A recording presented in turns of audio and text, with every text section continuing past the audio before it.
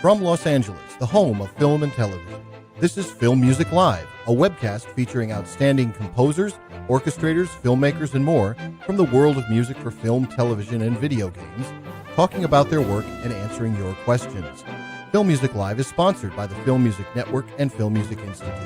And now the host of Film Music Live, Daniel Schweiger.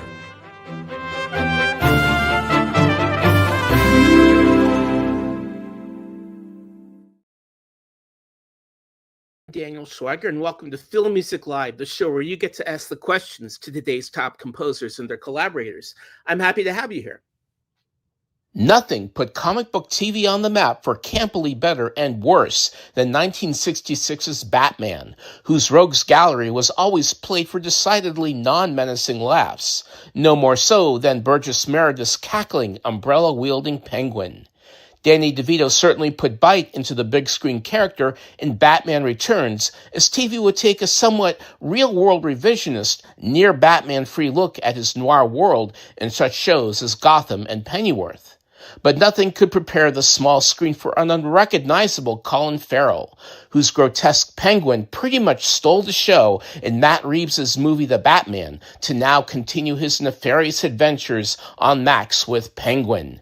He's now a wannabe crime lord with a penchant for backstabbing and wanton murder, a mama's boy character that's alternately terrifying and pathetic, all while being very much human in a way that Batman villains never were.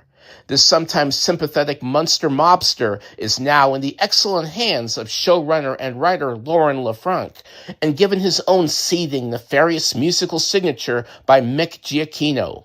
Having joined his dad Michael as he provided additional music on The Batman, Mick takes on his biggest solo assignment for the unnerving, transfixing criminality of LeFranc's show, a gripping, marvelously complex tale of crime families, a soul-sucking internship, and a leader with a massive chip on his shoulder and legs that's a worthy successor to HBO's other legendary crime kingpin, with LeFranc and Giacchino cementing their own powerful identities and talents for Gotham's underworld. And now here to talk about giving a once campy Cobblepot a menacing Sopranos-worthy makeover for Max is MICK GIACCHINO and Lauren LeFranc. Welcome to Film Music Live. Hi. Thanks for having us. Hey, Lauren and Mick, it's just great to have you here, and what a terrific season finale. Thank you. So I guess in the comic books, everyone has a secret origin. Tell us both what brought you to the Penguin. Mick, you want... I mean, look, so the Penguin was my second interactions with Oz. On the film, I had the opportunity to score the Batmobile chase sequence with Oz, and just when I first read the script that Lauren had written for the episode 1, I was just completely blown away, especially by, I mean, I tell her this all the time, but with Francis and all his connections with his mother, it just was it was great. It was amazing. And the second that I got to see that, I was like, oh shit, I gotta, I want to see how I can put my spin on this. And for me, I came on HBO Max or Max called me, Sarah Aubrey and Joey Chavez, and asked, if I was interested in potentially writing a limited series based on Matt Reeves' The Batman, and the movie hadn't come out yet. And so I got to read the script first, and I got to meet Matt and his producing partner, Dylan Clark, and we really connected and hit it off. And then for me, I just needed to do some digging and see if I could, figure out an emotional core for why I felt like I should be the one to tell the story, and if I connected with Oz, and then kind of came up with all the other characters from there. Well, so Lauren, the Batman movie was already done before Max decided they even wanted to do the show. It was finished, but not complete. I mean, they had finished filming, and Matt was in the process of editing it. And so I saw like the first 40 minutes as Matt was still editing the film eventually. But the only thing I had to go off initially was Matt's script. Wow. I mean, obviously, Lauren, you have experience with with Agents of S.H.I.E.L.D. Were you drawn to the genre before even, taking this on? Yeah, I've worked in a lot of genre shows. And I was a huge fan of comic books as a kid. I mean, I went to Comic-Con in the 90s, and when it was not cool to do, when you just went as a nerd, which was really fun. So I was familiar with the comics. I mean, any big movie that would come out, I would always be there Friday night. And I grew up just being immersed in all those worlds and always fascinated by them. So I was familiar with it. And yet this show is a crime drama. And in that regard, that was something I had never done before. And that's partly what drew me to it as well, is I wanted to see, could I write a crime drama? And what would my version of a crime drama be? Obviously, knowing the center of it is this man named Oz Cobb. And of course, the show's called The Penguin, but we really have tried to like humanize every single character and have it feel as grounded as possible. Now, Mick, was music something you were just destined to do, obviously growing up around your dad, or was it something that you decided you wanted to do? I mean, there was a little bit of both. I mean, I just growing up around it. When I was in elementary school, he would take me and my siblings out of school for the day to go visit the scoring stage, and I would just go hang out with the musicians and get to know them and just listen. And it's funny, my sister told me to throw them under the bus a little bit more, but she was like, because they would come for the day and then they would leave, but I would be the one who was always asking to go back. So from there, like I was always interested in filmmaking, and my dad was someone who, as a kid, made stop motion movies and films with his friends, and that is something that I started doing with my cousins as well when I was growing up. And from there, I kind of got into rock and roll as well, and was playing in bands in high school. And then around high school, I was like, oh, you know what? I actually can see myself scoring, and started pursuing that. So. Wow. Now we've got our first question from Aaron Cruz, and again, this is for both of you. Did the collective work of Gotham's composers, Elfman, Zimmer, and your dad, of course, influence you in scoring The Penguin and the actual musical approach to the show? Yes. I mean, of course, there's no way that it couldn't. I loved Danny Elfman's scores growing up. I listened to Hans Zimmer's scores as well. And the Penguins theme from Batman Returns was always one of my favorite pieces, that opening cue from the movie, with the baskets going down the river. But and of course, this being a show that takes place in the Batman universe, it had to feel somewhat related to the Batman. Am I still? Oh, sorry, my screen froze for a second. Yeah, so it had to feel related to the Batman, and so definitely my dad's score was a big influence on it as well. Hear that music in your head is, okay, this is how we're going to score the show? Sorry, can you say that one more time? Question for you, Lauren. Did you hear the score for The Penguin in your head in terms of how we were going to score the show? No, for me, it's really about finding the tone of the show. And obviously music is a huge part of that. But in the writing process, I spent a lot of time on dialogue, on the scene work. And then as we were, we started to work together, Mick and I, more thoroughly as we were deeper into the cuts of the episodes. And so we temped some music in to just kind of try to set the tone. And at the same time, we were also exploring needle drops, like our source music as well, to figure out where do we think score should be in the scene? Where do we think we could be a little playful or a little dark with needle drops, and trying to kind of strike that balance. And so for me, that's how I started to more broadly imagine what the show was, in terms of, we have humor in our show, but it's not broad humor, and it's all based on character. And then we have a lot of violence, and then we have deeply emotional scenes. So I feel like in so many ways, the challenge for Mick, I imagine, is, helping us score to those different tones. And Oz as a character is a very tricky character to score to. And that's something we constantly talked about is, Oz makes decisions and changes on a fly. And how do you score a man like that? Because there's not a lot of time he takes. He just constantly is moving around the world. And And so for me, though, seeing and hearing Mick's music come in, and like the first thing, and Mick could speak to this better, the first thing he scored was what we ended up using as predominantly Oz's theme. That really opened the door, I think, for us to figure out, like, this is Oz's vibe. These are the instruments that feel like Oz and are emblematic of this wily character who, you know, constantly is dodging and weaving and on his back, heals sometimes, but then is very aggressive and very violent. Yeah, you know, I think obviously Colin Farrell is amazing, and if they don't give the show the award, one of the many we'll hopefully get for makeup, that they should go to Arkham.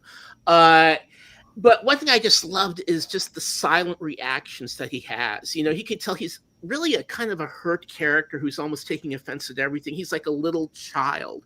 So it's those silent moments that are probably my favorite thing about Colin Farrell's performance. How did that affect your scoring, Mick? You know, just reading just the nonverbal stuff. I mean, look, so much of this. I mean, even with Colin, but also the rest of the cast too, with Sophia and with Francis as well. Like, so many of their scenes are like, their performances are so strong that you're like, I just want to listen to them, you know. And Francis, I remember, like, was always in Lauren. I know we always talked about this too, even when you were temping, is that Francis was a hard character to put music to, because it's such a fine line for her. And again, the performances are all there. And so anytime we would put something in, it almost started to feel like it was taking away. So a lot of times there would either be, for some of the Francis' scenes, we would do a cue, and then we would just kept pulling back until it felt like it was finally working with her. Yeah, what did you think about how the music expressed what Oswald wasn't saying, Lauren? What Oz wasn't saying? Yeah. I mean, I think it really varied every scene. You know, it's definitely not a show where we can say, okay, well, this is sort of Oz's cue, and so here he is in another scene, and let's use it again. It was very much, what is this scene about? What decision is he making? Are we holding on him for a long time? Because I do, in editing, like to make choices in terms of, you know, linger on an actor. I mean, if they're doing something really incredible and great, don't cut away. And so our style of editing, and again, like the tone of a scene, so much would dictate what the music was. And so it really depended on how long the scene was and what the scene was about. I mean, I'm thinking about in 102, when Oz goes into the basement and he's talking to Irvad, and he's contemplating what to do. He goes in with one intention. He wants Irvad to say Johnny Vidi's name. And then he gets a call from Vic and realizes that Victor can't plant the jewels. And now his plan has changed, and he decides in his head he needs to kill Irvad. And that's what's going to happen now. And we talked a lot about, I mean, this was emblematic of every scene, but, you know, Mick and Matt and I, we talked so much about what's quiet. Oz is thinking, he's contemplating. And then when he decides to actually stab Irvad, like, how can we score that? But don't get in the way. Don't make it so much where we're like thinking only about the music, but the music is helping you understand this turn in Oz and how violent it is, and makes, you know, helps you feel something bigger. Yeah. Now I just have to give a shout out to Helen Shaver, who's an actress I've always loved and has become an amazing director in her own right. The Arkham Asylum episode with Sophia. Tell us about that one. Mick, what do you think? Oh, I mean, look, that was, I think, one of my favorites to score, just because, I mean, it's so twisted. And Lauren, you really just took it to a place that just, you know, it's so depressing just watching Sophia go from someone who is, like, again, innocent and have them kind of try to drive her to the brink of insanity to not speak out about her father. And so there's so much there, but especially the Arkham scenes in the like the electroshock therapy montage, and when she's first brought in and is being hosed down, it was like, you know, not fun stuff to watch. Well, it's fun to watch, but, you know, not to see our character go through. But it was very fun to figure out, all right, what is this kind of Arkham sound here? And a lot of things that I started experimenting with as well was if I had a low drone on, like let's say the basses were playing a C, I would have half of the basses and cello slowly bend up in pitch. So, and this may be over the course of like 30 seconds or a minute or so. So you're not really noticing it, but you're feeling it, and it's kind of just becoming more uneasy as it goes on. But yeah, it was definitely a lot of strings starting together and slowly descending into chaos and kind of becoming arrhythmic a little bit at times. Lauren, how did you want the music to? Because again, the music is so impactfully used in the spotting of the show. How did you want music to be used in the Arkham episode in particular? I mean, exactly, really how it is. Like, you know, you want to be with Sophia, and this is something we talk about in every single moment of our show with every single department, and it's something that I think Mick's done such a beautiful job with. But our show is so POV driven. It's so character driven. Everything is about what a character is going through if we're living with them. And for Sophia, we're with her entirely through and through from the very beginning when we start in this flashback, and it's really kind of lovely coming out of the present day. And we meet Sophia before any of this happened, when she was much more of an innocent type of person.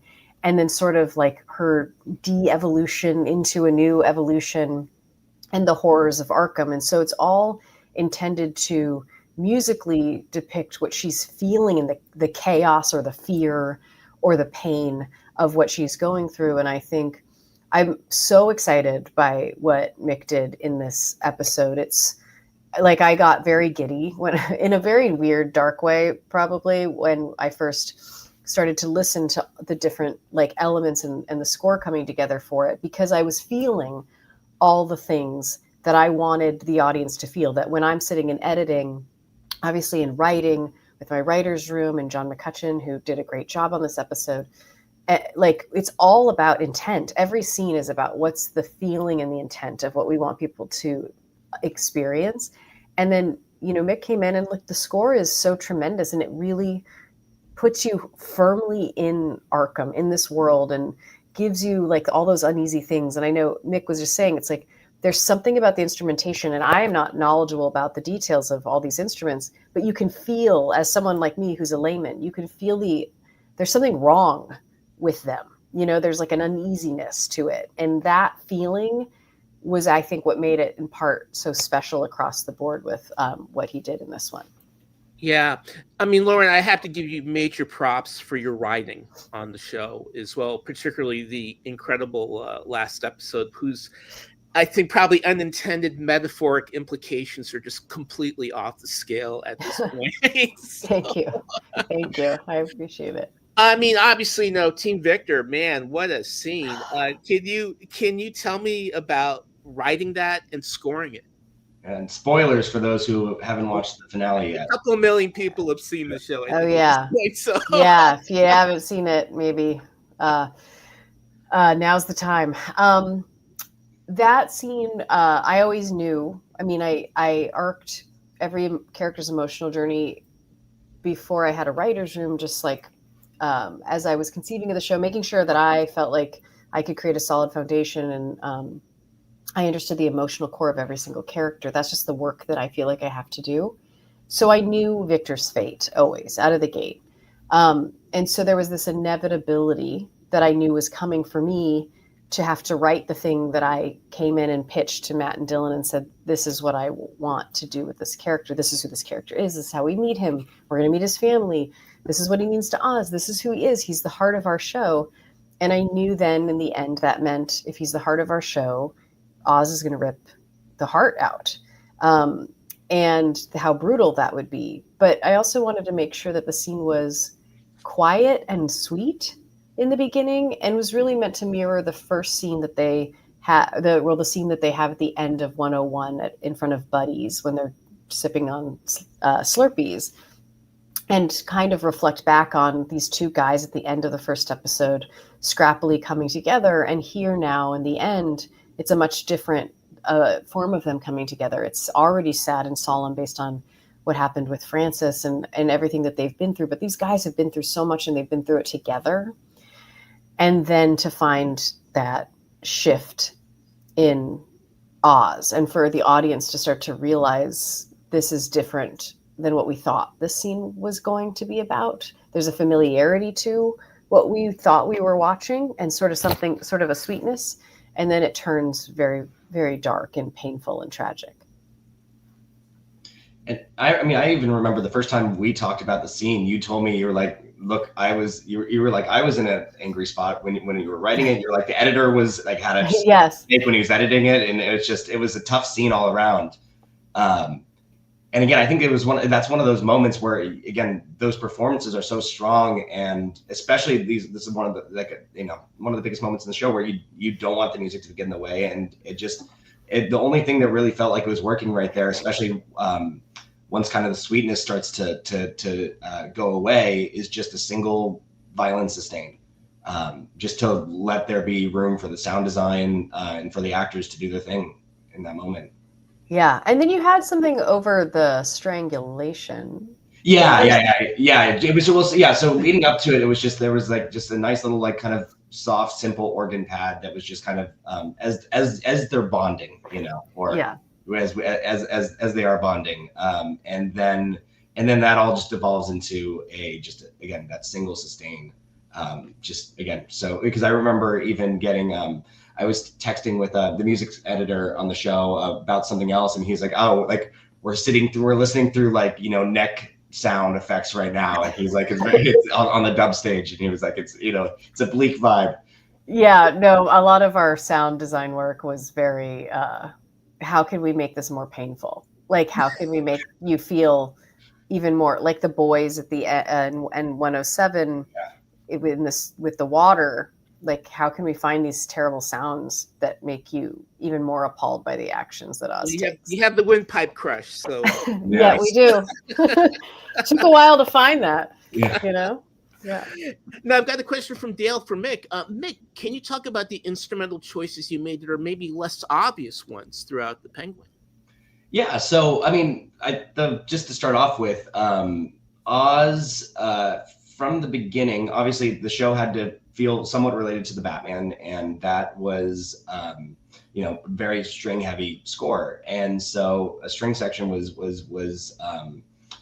one of the first things that was in the conversation, and I always called it. I was like, it should be like a demented cousin from the movie, and I always loved how Psycho just primarily used strings and or only used strings for that score, and so from there I kind of was also like, all right, we're gonna need something rhythmic, so and Oz is, he's not like his counterpart in the comics where, he comes from a rich family. He is someone who grew up in Crown Point or in the slums and kind of had to work his way up. And so I thought of something kind of fun for that would be using various trash can elements as percussion, and also using a chain as well to kind of use for his limp and just kind of various elements of that. But so we built this trash can drum kit out of like this big metal Oscar the Grouch style can, and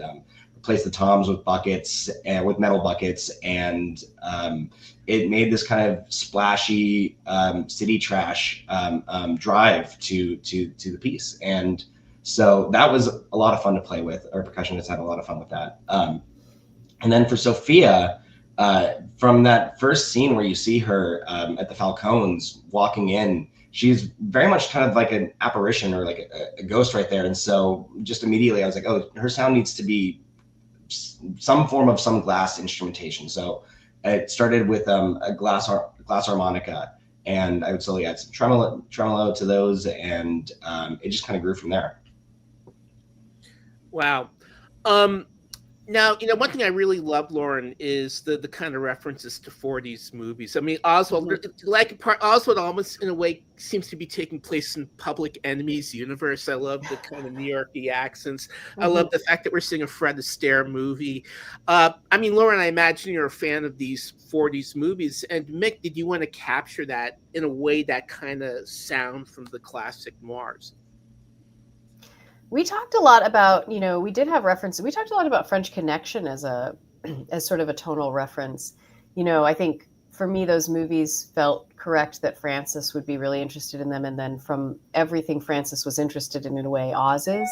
And so, and then obviously the choice to use Top Hat, the film Top Hat, as an homage to, Meredith Burgess's Penguin in a way, and like that top hat and monocle and the cane and the, penguin tuxedo, but do it against the terrible violence, felt totally correct for our show. But, Mick and Matt and I talked a lot about the different films that were inspirations. I mean, there's also The Long Good Friday in terms of the tone of our show. And sort of a touch point, obviously, for the Batman. I think, Matt has said a lot, like Taxi Driver, and Clute is another film that we talked a lot about. Not always in the 40s, but it was definitely, I think we take place in 2022 in the Batman, but obviously we're in Gotham City, and there is this sort of timelessness to it. Like, obviously people are using iPhones of that era in our show, but there's something about the Gotham City that Matt established in the Batman and that we've taken and run with that feels like it's in its own sort of time. So I don't know, for Mick, I'm sure there's challenges in that, but figuring the tone of that out. Yeah, I mean, it's definitely because I also remember, like, every time we would go through a queue and like I remember you guys would like perk up when it'd be like, oh, like this sounds very noir right there. Like, yeah, let's do it. But then there would also be moments as well where it just needs to be, slightly more modern, but also while still kind of harkening back to some of those older films. And again, a lot of it ended up becoming just like, all right, how do we create this bed of tension? And that ended up driving a lot of what you heard for it. And again, that kind of ended up leaning into some of those string pads that kind of slowly grow off of one note to become just these clusters. And yeah, it was, I mean, yeah. Now I'm just very happy that Sophia has made it. Maybe we'll see her put on a Catwoman costume somehow. Well, she doesn't need to put one of those on. She's her own self. Tell me about, I mean, she's such a great, I've just never seen a better kind of female mob boss in anything. Tell me about writing and playing Sophia. Well, for me, writing in terms of, and then Mick should dig into his version of Sophia. She's a complicated woman. I think she's one of our trickier characters to really write for, because she on screen and over the course of 8 episodes evolves and changes so much.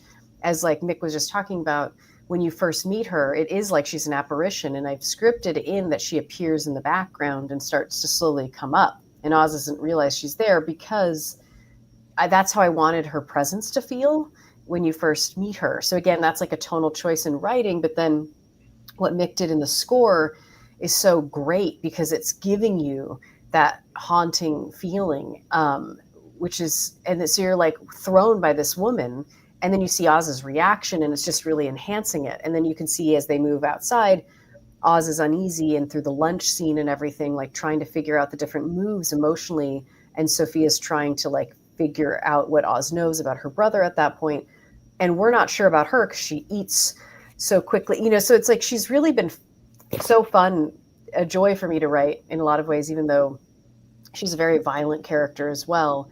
But then you experience what she went through in Arkham, and you realize she's a different woman than the audience thought she was. And then once she's out, that's a whole other challenge, musically and obviously in the writing, to figure out now she's feeling herself more. Like, how do you express that to get her to the end where then she's full circle, and it's, again, our show is a tragedy in so many ways. And so the qualities of bringing in little bits of Sophia, and because we see her scattered a little bit throughout, like in the second episode, we see that she scratches herself in the closet, and she's sleeping in the closet.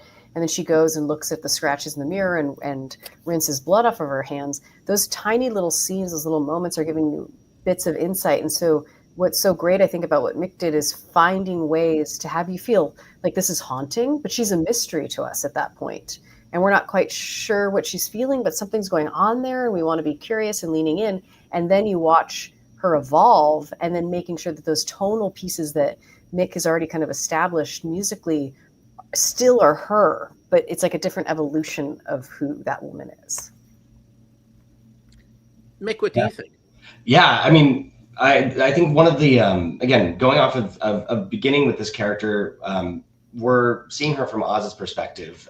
As Lauren said, it's a very POV driven show, and it felt right to begin scoring her and make it feel haunted, or make her feel haunted, and then kind of as we get to know her, realize, oh, she's actually haunted herself, and it's more, it became more personal for her.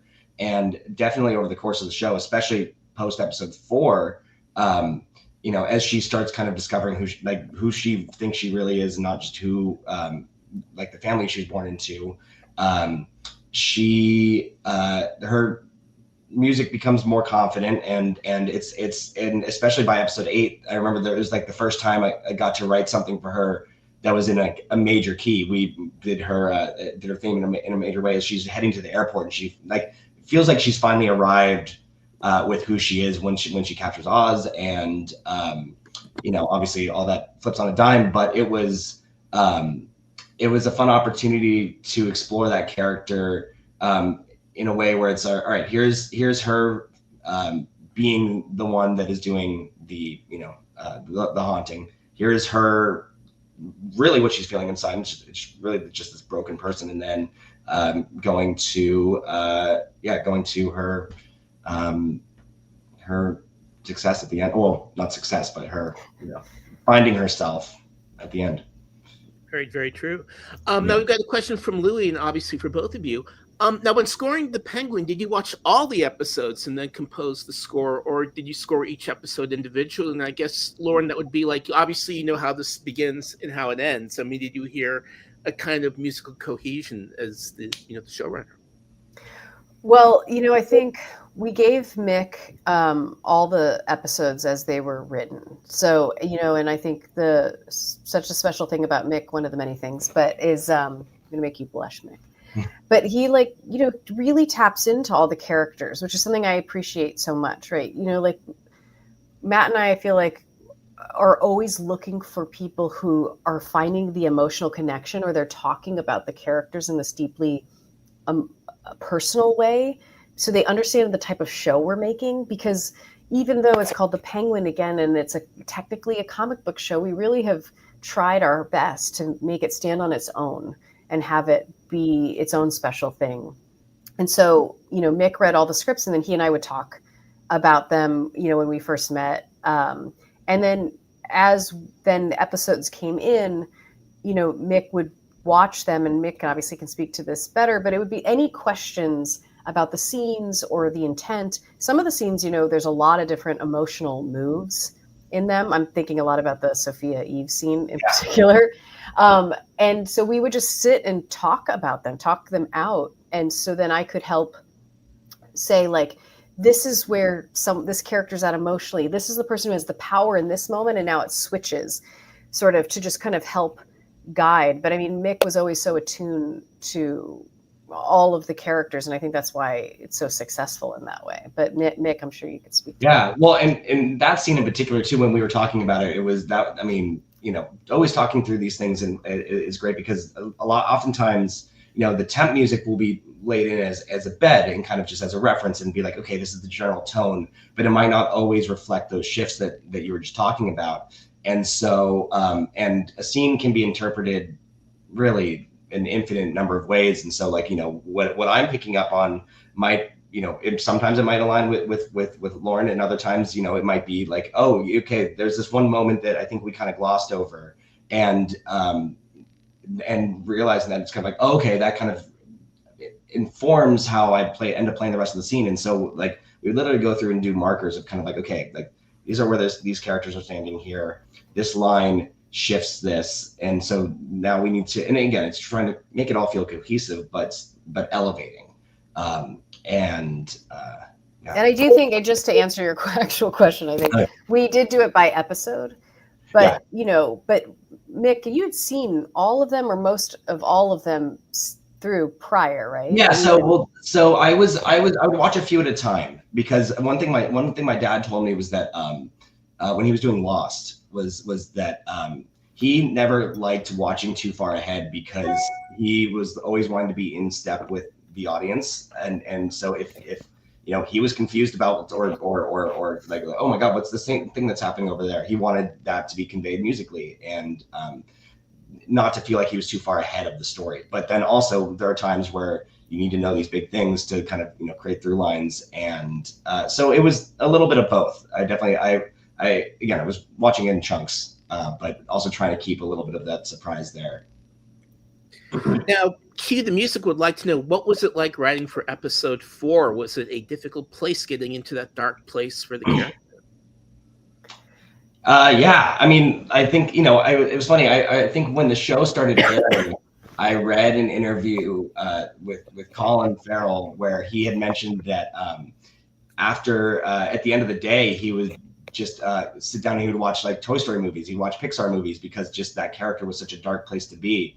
And it's that way for, I think, when I'm Lauren, I'm sure when you're writing, and also for music as well, it's you kind of have to get in the headspace of the characters, and sometimes that can be a little difficult to decompress from at the end of the day, especially if it's a late night, and so I would just I would put on some of my comfort sitcoms to kind of wind down from it. But yeah, definitely, you have to be feeling what they're feeling in order for it to be authentic. Wow. What to you was the most difficult cue or scene to write in the entire series? Maybe probably the Monroe's sequence in 8. I would say. I mean that again, talk about like a bunch of different ways you can interpret it, like or not interpret, but different ways you can score it, and it's really about feeling what's right. And again, sometimes it's like what you were saying with episode 2. There was this long sequence when Oz is in the basement, and it's realized, and originally I think that was temped all the way through. With music, and realizing that it's like, okay, no, this needs more breathing space, and really figuring out kind of like, especially in a long scene like that where it's where it's dialogue driven, you want that to be the up front. And so that scene was definitely the again, it's also the climax of the show too, so it's where all these emotional threads are heading. It's an 11-minute scene. And it's an 11-minute scene. Yeah. And it's funny because I feel like a scene like that, there are certain scenes that from the very nascent stage, like in writing that, was like that scene almost broke me because it was so challenging to write. And then in shooting it, it was so challenging to shoot. And thank God, we have the most incredible actors, and Jennifer Getzinger directed that episode, did such a spectacular job, but that took 2 days to shoot and was just a beast to do. And then in editing it, it was like, it's again 11 minutes and you're covering all these different people and we're moving around. And then in the scoring of it, it's like, so every bit about that scene was challenging, but it's also the most fulfilling. Yeah. When you can complete all those different stages and you're like, oh, I'm feeling what I was hoping the audience would feel. And it is like, to what you're saying before, figuring out, right, like when we let our actors just like, the silences are very impactful, but then that's what makes the score even more effective, is when you've chosen to be more spare, and then suddenly something's coming in and now you're feeling all those things. And I feel like the thing to me that I'm so grateful for in this show is that I feel like when you hear the score, it is just like bringing you even deeper in and more forward. And it's because it's not blanketed throughout, it's really, you forget that things were silent in a moment, and then you are feeling something extra in like just such a great way. And the other thing with that scene too was just that, again, and Lauren, I know this is something that you and I talked about a lot, was just how, again, how sympathetic are we trying to make Oz here? Because, obviously like Colin's giving this incredibly emotional performance, and it's really again, he it's one of my favorite scenes from him, but we wanted to make sure that you're still seeing him as this monster, because even though he is feeling real human like emotions and in this sequence, like he did this absolutely like horrible thing of killing his brothers, and it was a tricky again POV challenge of kind of like, okay, like how do we play Oz, how do we play Francis, and how do we make it all work together as a whole when there's so many different emotions happening at the same time. Yeah, exactly. Now, obviously, my last question for you, the show really is deservedly, become a big hit. It just seems that darkness is one. How do you think this has changed the game in terms of shows, movies that deal with what you could call supervillains? I mean, to me, the thing that is so important in our show is that it doesn't feel like anyone's a hero or a villain. Like, we've really tried to make sure this doesn't feel like a black and white sort of experience in that way. And instead, it's more of a human experience, that people are complicated, and that I tried to write every character with empathy. I think that's so essential. So to really get into their shoes and try to understand where they're coming from. And it doesn't mean that the actions that they take and who they are in many ways is okay or is good even, but they feel like there's goodness in them. Like Oz, every decision Oz makes, he justifies in his head. So he believes it's right. And making sure that you're like staying with those characters in that way, and that the audience is given the opportunity to really see them for all of their flaws and all of their quirks and all of the positive things about them as well, just as any of us are very complicated beings. And so, I hope that that's, for me as a writer in any genre, that's the most important to me, is to make sure those characters feel alive and rich and real. And, I think what Matt established in his movie with how grounded and gritty Gotham is, obviously we took that and ran with it, and we got to see so much more of Gotham just because we had 8 hours. But I just hope that, people just look at, here's an example of another show that did something a little different within this genre. And I think the reason why comic book stories have stood the test of time is because there's some connection in them that people find and feel. And like, the best thing about it is so many different people and voices have come in and put their stamp on something and left a mark, and then someone else takes it and runs with it, and then it evolves into this. Like, we couldn't have made this show if not for all the earlier depictions that have come before it. And now here's like our version of this story, these characters, this thing. I hope the characters that are newly created or that are marketably different from the comic books now are inspiring to someone else to go and take and evolve. And maybe there's new comics and they're drawn differently, and some of the stories are reflective of the stories that we established on our show and the tone and all of that. But to me, it's just about trying to keep it as human as possible. I don't know what you think, Mick. I mean, I think you hit the nail on the head with the human element. That's what I was going to say is one of my favorite parts about watching the show is just, again, obviously these actions are not condonable, but like, you have these moments where you feel like you feel empathy for Oz. Like, it's like, he's ultimately someone who just wants to be seen for who he believes he is. And I feel like, that's such a universal thing, but obviously, we're not going out and murdering all these, crime families to get there. But that was always one of my favorite parts of what Lauren did with the show, is just put the characters and their emotions front and center. Well, all debts have been paid. You've both done a terrific job, and I have a feeling we'll be seeing Oswald back on Max. Mick and Lauren, I want to thank you both so much for joining us at Film Music Live. Watch the entire first season of The Penguin on Max, with Mick's score available soon on Water Tower. Available today, yeah. Woo, whole thing.